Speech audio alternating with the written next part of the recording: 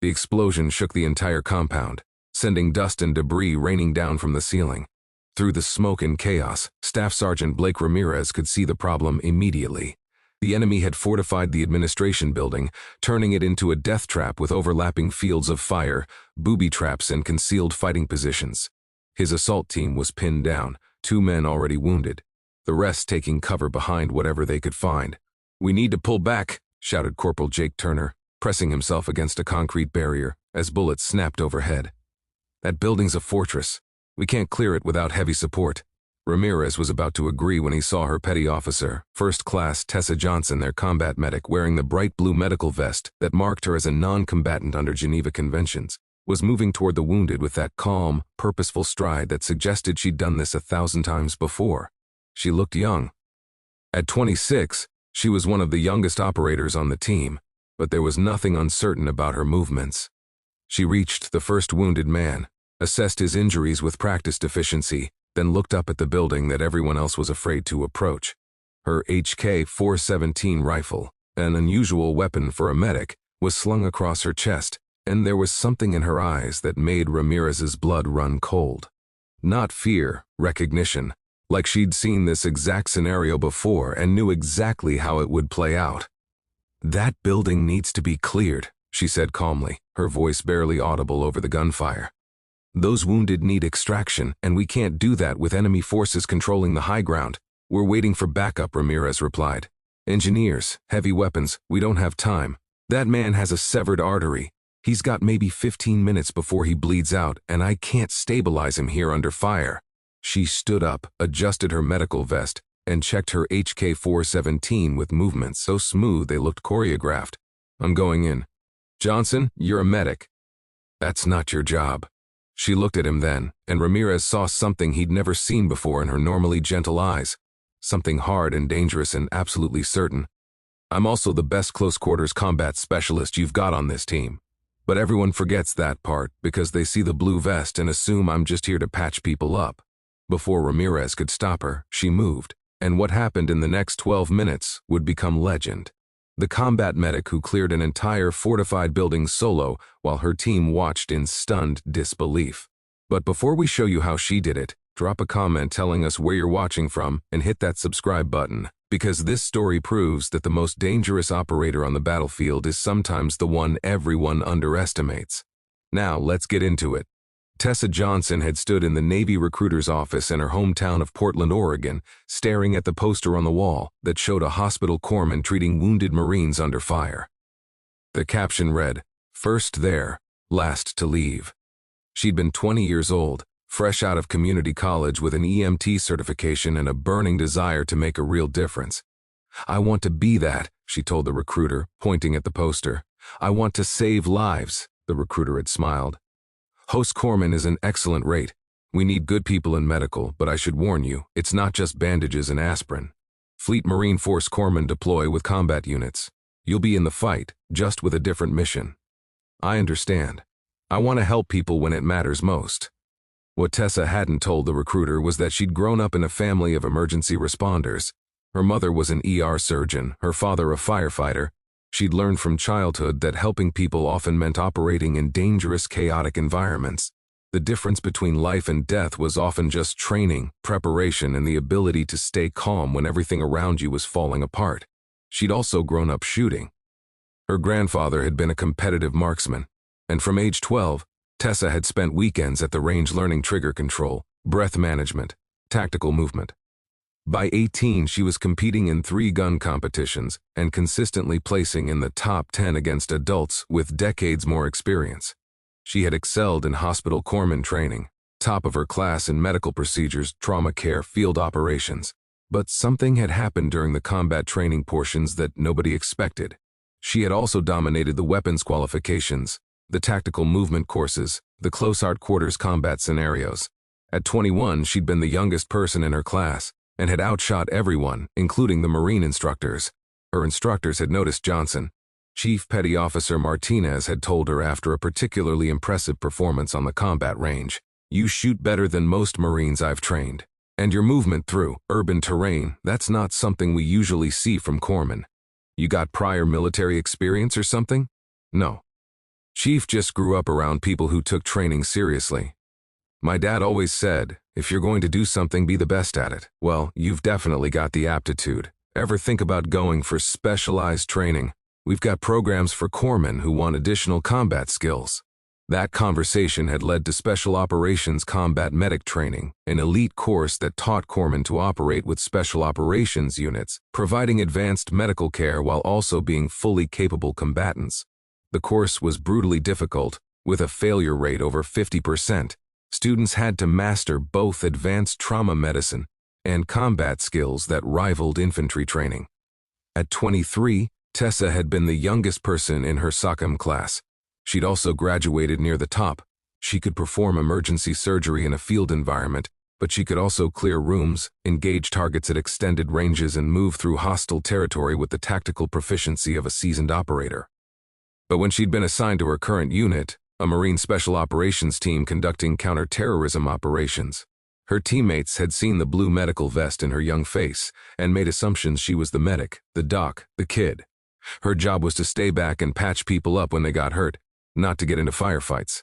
They didn't know about her additional training. They didn't know she'd spent 6 months at an advanced close-quarters combat school learning building clearing techniques. They didn't know she'd qualified expert with every weapon system the unit used, including the HK-417 designated marksman rifle she carried instead of the standard M4. They just knew she was the medic, young female wearing the blue vest. And medics didn't fight, they healed. For 2 years, Tessa had accepted that role without complaint. She'd saved lives, performed battlefield medicine that kept wounded operators alive long enough to get to surgical care, earned the respect of her team through professional medical competence. At 26, she was still one of the youngest members of the team, which only reinforced the protective instincts her teammates felt toward her. But she'd also watched her teammates struggle with tasks she could have helped with. Difficult shots, challenging urban operations, situations where having one more skilled combatant would have made the difference every time. She'd stayed in her lane providing medical support, not mentioning that she could probably have helped in other ways. Until today, until that fortified building became the obstacle between her patients and survival. The building was 4 stories of concrete and steel, windows blown out, enemy fighters visible moving between positions. Intelligence said there were at least 15 hostile combatants inside, using it as a command post for coordinating attacks across the entire region. Ramirez's team had been tasked with clearing it, but the enemy had prepared well. Booby traps at the entrances, machine gun positions covering the approaches, overlapping fields of fire that turned the surrounding area into a kill zone. The assault had gone wrong from the first seconds. 2 Marines hit by the initial burst of fire. The team forced to take cover, unable to advance or retreat without exposing themselves to devastating fire. And now Tessa was moving toward the building alone, her blue medical vest marking her as a non-combatant, even as she carried a combat rifle and enough ammunition to fight a small war. At 26 years old, she looked impossibly young to be attempting something this dangerous, but her movement showed nothing but confidence and capability. "Join, get back here," Ramirez shouted. "That's a suicide run." She ignored him. Her mind had shifted into a different mode, the one she'd learned in special operations training, where emotion shut down and everything became tactical problem-solving. The building was just a puzzle. The enemy fighters were just obstacles. She had the tools and training to solve this puzzle and remove these obstacles. The first entrance was obviously trapped. She could see the wire leading to what was probably an IED. She bypassed it, moving to a side entrance that looked less prepared. The door was locked, but a well-placed kick near the handle broke the frame and she was inside, weapon up, scanning for threats. The interior was dim, dust hanging in shafts of light from the broken windows. She moved through the ground floor like water flowing downhill, smooth, inevitable, following the path of least resistance while maintaining unstoppable momentum. Every corner was sliced properly, every room entered with perfect tactical discipline, every angle checked before she committed to movement. Despite her youth, there was nothing hesitant about her technique. She'd trained for this specific scenario hundreds of times, turning building clearing from a learned skill into an instinctive art form. Her HK-417 moved with her body as a single integrated weapon system, tracking to threats before her conscious mind even identified them. She found the first enemy fighter in what had been a supply room, clearly not expecting anyone to penetrate this deep this quickly. He turned toward her, bringing his AK-47 around, but Tessa's HK-417 was already lined up. 2 shots, center mass, the suppressor making the rifle sound like a sharp cough rather than a gunshot. The fighter dropped and she kept moving, already scanning for the next threat. The ground floor was clear. She moved to the stairwell, knowing this was the most dangerous part. Ascending stairs meant exposing yourself to fire from above, limited ability to maneuver, restricted fields of view. It was where most building clearing operations failed. But Tessa had trained for this specific scenario. She used a technique called limited penetration, quick movements to landing, immediate coverage of upper angles, never staying exposed longer than necessary. She flowed up the stairs like smoke, arriving at the 2nd floor before the defenders even realized she was inside the building. The 2nd floor was more active. She could hear voices, movement, the clatter of weapons being handled. 5 fighters, maybe 6, spread across multiple rooms. They were preparing for an assault from the main entrance, all their attention focused outward, none of them expecting a threat from inside their own position. Tessa's combat instructor at Special Operations School had drilled one principle into her head: speed, surprise, and violence of action. The enemy can't react to what they don't see coming, and they can't fight back if you hit them too hard and too fast. She hit the 2nd floor like a tactical hurricane. The first room held 2 fighters standing near a window, watching Ramirez's team pinned down outside. Tessa entered hard and fast. 2 shots for the first fighter, 3 for the second who was turning toward the sound, both down in less than 2 seconds. The gunfire alerted the others. She heard shouts, boots pounding on floors, weapons being readied. She was already moving, transitioning to the next room before they could organize a response. A fighter burst through a doorway to her left. Her rifle tracked to him automatically, muscle memory from thousands of repetitions taking over. 4 shots walked up his torso as he tried to bring his weapon to bear. He fell backward through the doorway he'd emerged from. Another fighter appeared at the end of the hallway, firing wildly with an AK-47 on full automatic. Tessa dropped prone, letting the wild spray pass over her, then returned precise fire from the prone position. The fighter jerked and collapsed. She was up and moving before his body hit the floor, flowing through the hallway like she'd rehearsed this building 1,000 times. Every movement was economy itself. No wasted motion, no hesitation, just smooth tactical progression through hostile territory. For someone barely past her mid-20s, her tactical maturity was remarkable, her decisions showing the wisdom of someone with far more experience. The 2nd floor cleared. She heard heavy boots on the stairs above, reinforcements coming down from the 3rd floor. At least 3 fighters, judging by the sound, probably armed with automatic weapons and very motivated to stop whoever was systematically clearing their position. This was the moment where most solo operators would have gotten themselves killed. 3-on-1 odds in close quarters, enemy having high ground and initiative, limited cover in the stairwell. Every tactical manual said this was where you called for backup and held position. Tessa threw a flashbang up the stairwell. The concussion grenade detonated with a crack that rattled the entire building. The fighters coming down the stairs were blinded, deafened, disoriented. Tessa charged up the stairs while they were still reeling, appearing in their midst before their vision cleared. Close quarters combat at this range wasn't about marksmanship, it was about speed and ruthless efficiency. She shot the first fighter twice before he even knew she was there. The second managed to swing his rifle toward her, but caught 3 rounds before he could fire. The third actually got a shot off, the bullet passing so close to her head she felt the pressure wave, but her return fire was more accurate, and he went down hard. 3rd floor cleared, 1 more to go. The 4th floor was command center. She could hear radio chatter, multiple voices, the sounds of equipment being operated. This was where the leadership was, where the enemy coordinated their operations. Taking this floor would decapitate their entire command structure. It would also be the most heavily defended position in the building. Tessa checked her ammunition. 2 magazines left, 40 rounds. Not a lot for what she was about to attempt. She reloaded with a fresh magazine, chambered around, took a deep breath.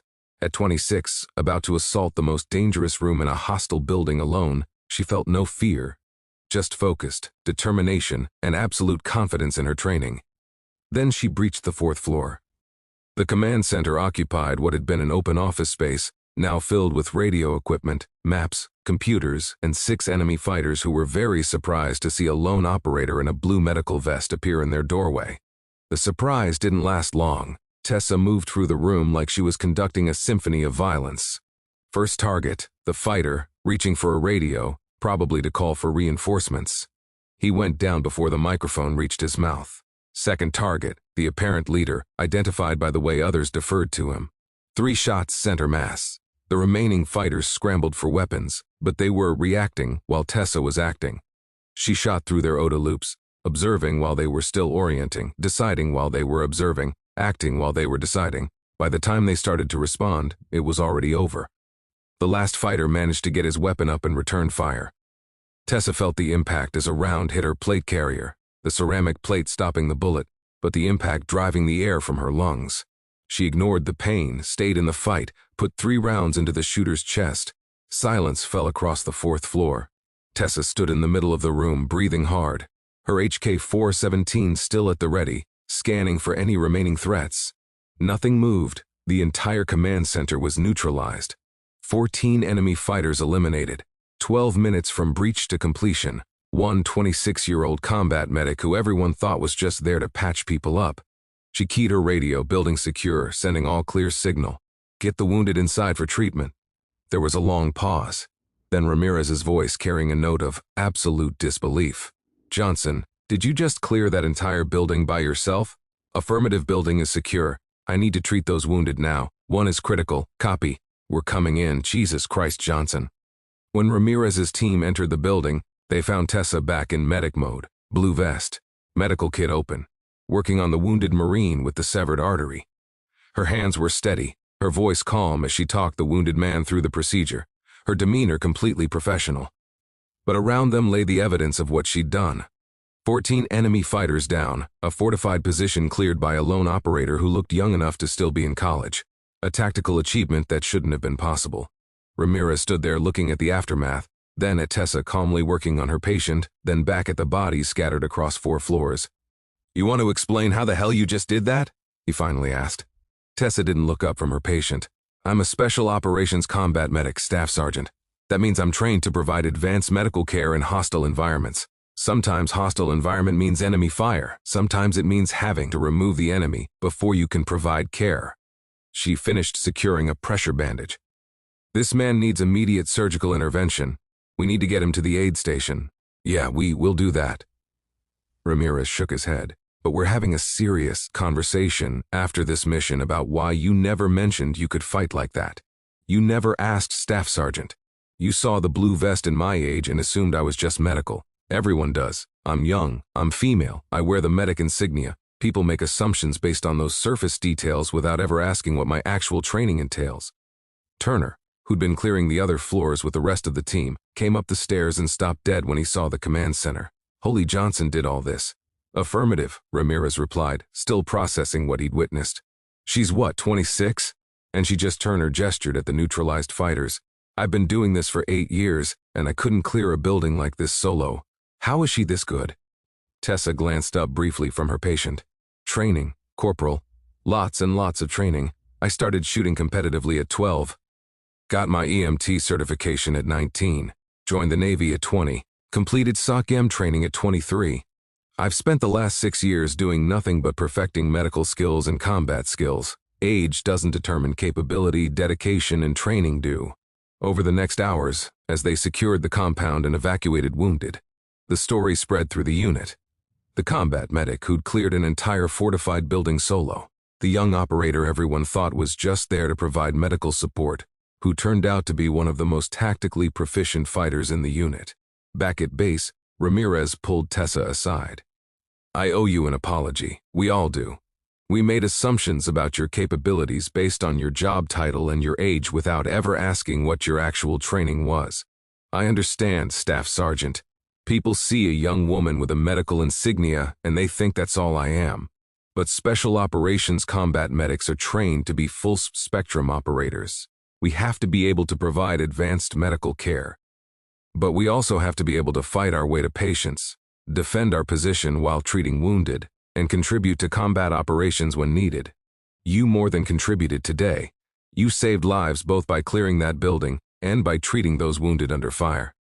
I've been doing this for 15 years and I've never seen building clearing like that. And you're what, half my age? 26. Staff Sergeant, but I've been training for this specific type of operation since I was 21. 5 years of focused intensive training in both medical and combat skills. That's a lot of repetitions, a lot of scenarios, a lot of muscle memory built up. The unit's commanding officer, Lieutenant Colonel Sarah Hayes, called Tessa in for a formal debrief. "Petty Officer Johnson," she began, "your actions today were extraordinary. I've reviewed the helmet camera footage from your team. You cleared that building with a level of tactical proficiency I'd expect from our most experienced assaulters, and you're one of our youngest operators. Where did you learn to fight like that?" "Special Operations Combat Medic course, ma'am. Then additional training at the Advanced Close Quarters Combat School at Fort Bragg. I spent 6 months there learning building clearing, hostage rescue, and urban combat operations. I was 24 at the time, youngest student in my class, but I graduated in the top 5%. And nobody in this unit knew about this training. They never asked, ma'am. I showed up wearing a medical vest, looking young, and everyone assumed that was my only role. I didn't push back because my primary job is medical. The combat skills are supplementary. Well, they're not supplementary anymore. I'm recommending you for commendation, and I'm also recommending that we revise our tactical planning to better utilize your capabilities. You're clearly a force multiplier. We've been underutilizing. The combination came through. Bronze Star with 5 device for valor. At 26, Tessa became one of the youngest recipients in the Special Operations community. The citation was classified, but within the Special Operations community, everyone knew what Petty Officer First Class Tessa Johnson had done. The young combat medic who'd proven that age and gender didn't determine combat effectiveness, training, and capability did. But perhaps more important than the medal was the conversation it started about assumptions and capabilities. How seeing someone's job title or age or gender or any other surface characteristic could blind you to their actual capabilities. How the most dangerous operator on the team might be the one everyone thought was just there for support. Ramirez's team dynamics changed after that mission. During tactical planning, they started asking Tessa for input on breaching strategies, room clearing techniques, weapon employment. She went from being the young doc to being recognized as one of their most tactically proficient operators, who also happened to be an expert in combat medicine. "It's actually better this way," she told one of the Marines during a training evolution. "People used to give me space in combat because they thought I couldn't fight. Now they give me space because they know I can. Either way, I get to do my job, which is keeping all of you alive." Turner approached her after a particularly challenging training scenario. "Johnson, I got to ask, how did you get so good at this so young? I mean, I've been in for 8 years, and you make me look like a rookie." Tessa smiled. "Consistency and focus, Corporal. From age 12 to now, I've spent almost every day training something, either medical skills or combat skills or physical fitness. 14 years of consistent, deliberate practice adds up. Most people train in bursts. They're really focused for a few months, then they slack off. I've never slacked off. Every single day for 14 years, I've worked on being better at saving lives and protecting lives. That's intense dedication for someone your age. Age is just a number, Corporal. What matters is what you do with your time. I chose to dedicate mine to mastering skills that keep people alive. Some people think I'm too young to be this good. I think age is irrelevant. Competence is what matters." Months after the building clearing incident, Tessa was selected to attend the instructor course for Special Operations Combat Medics. At 27, she would be one of the youngest instructors in the program's history. Her mission: teach the next generation of combat medics that they weren't just medical personnel. They were full-spectrum operators who could save lives both through medical care and tactical proficiency. Her first class of students included both men and women, many of them older than her.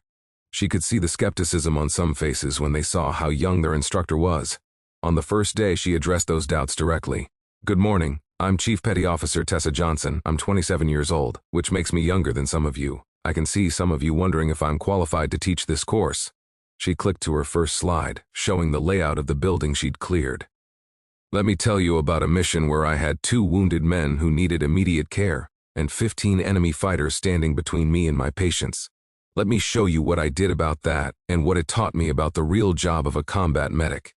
Then you can decide if my age matters more than my experience." As she walked them through the tactical decisions, the room's atmosphere shifted. Age didn't matter. The results spoke for themselves.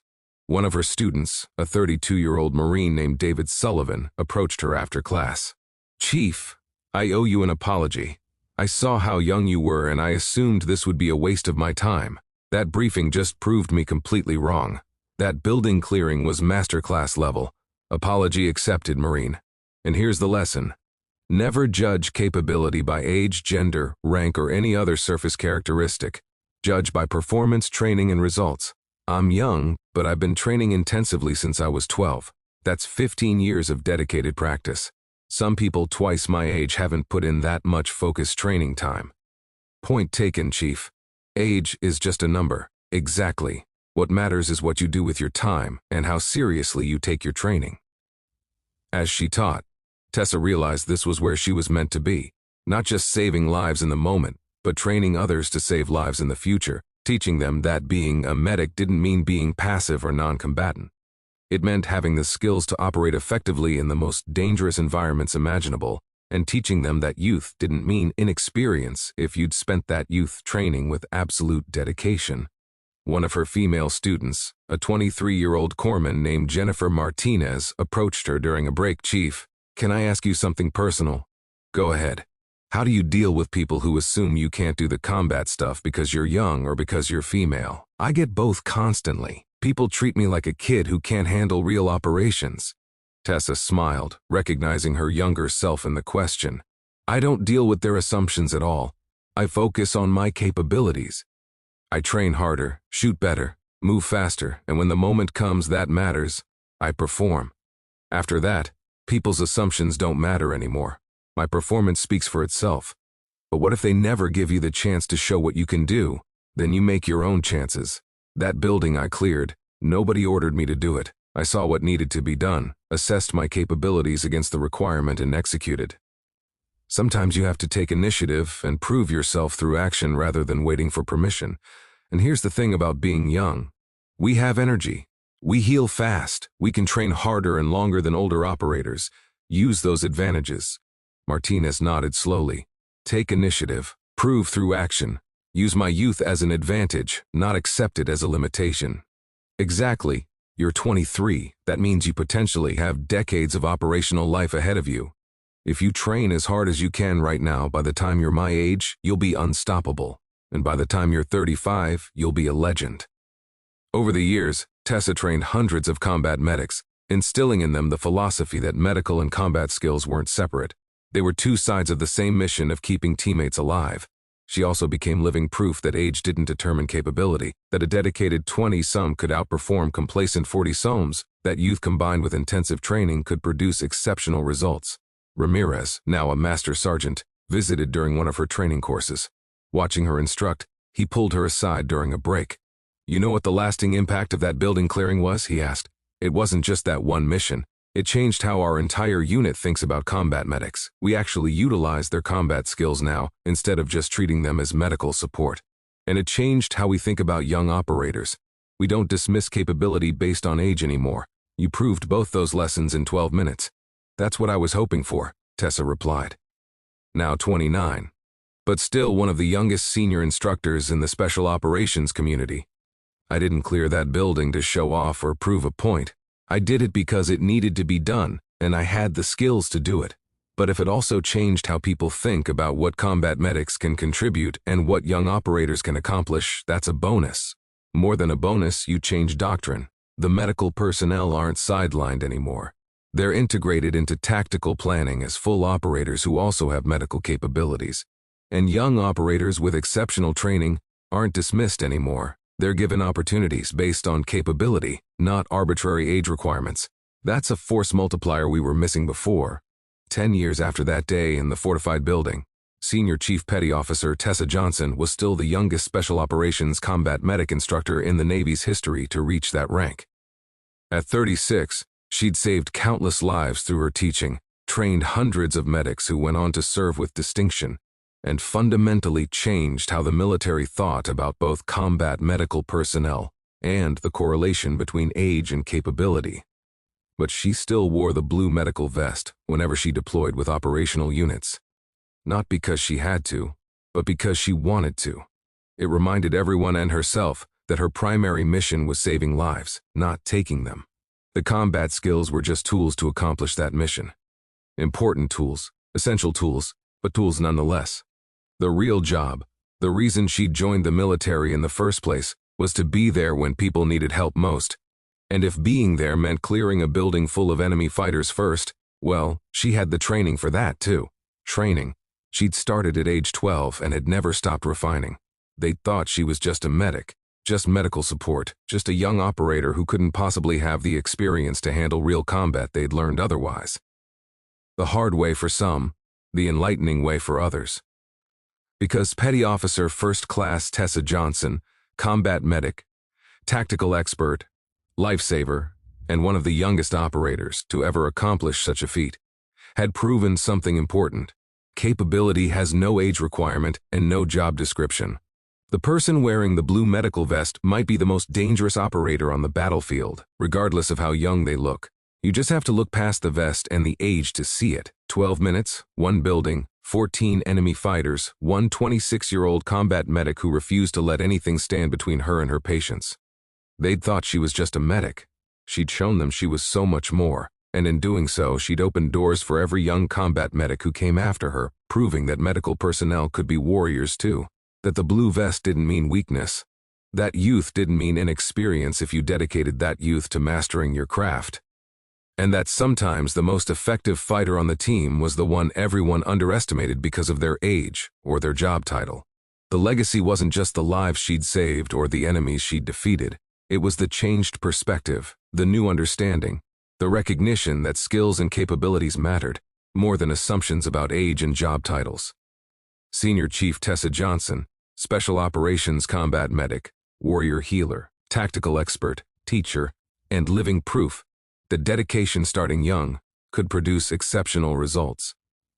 The woman who'd cleared a building solo at 26 while wearing a blue vest, and in doing so changed how an entire military branch thought about the people who wore that vest, and about the capabilities of young, highly trained operators. Sometimes the most dangerous person in the room is the one everyone thinks is too young to be a threat, and just there to help until the moment they prove they can do both. Help and fight, heal and destroy, save lives and take them all while being younger than most people expect someone with those capabilities to be. Tessa Johnson had proven it. And neither the blue vest nor her youth would ever mean the same thing again. Thank you for watching. Subscribe to hear more powerful stories of brave women in uniform.